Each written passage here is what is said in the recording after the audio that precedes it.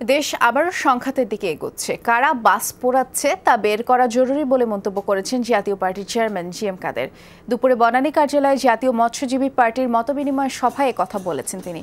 বর্তমানে দেশে একনায়কতন্ত্র চলছে এমন মন্তব্য করে জি.এম. কাদের বলেছেন, দেশে সুশাসন প্রতিষ্ঠা হচ্ছে না, ক্ষমতাশালীরা নানাভাবে প্রভাব বিস্তার করছে। এ সময় জাতীয় পার্টির মহাসচিব জিয়াউদ্দিন আহমেদ বাবলু বলেছেন, উপনির্বাচনে ভোটারদের এত কম উপস্থিতি গণতন্ত্রের জন্য সংকট। এই ভোটের মাধ্যমে জনগণ সরকার ও ইসির প্রতি অনাস্থা প্রকাশ করেছে। এখন সরকার বলছে বিএনপি করেছে এবং বিএনপির কিছু নেতাকর্মীকে গ্রেপ্তারও করা হয়েছে, আমরা যেটা সংবাদপত্রে দেখলাম।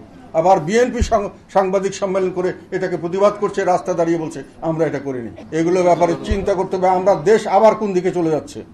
এগুলোর জন্য আমি বলতে চাই যে দেশের জনগণকে সঙ্গে নিয়ে আমরা এইসব রুখতে চাই।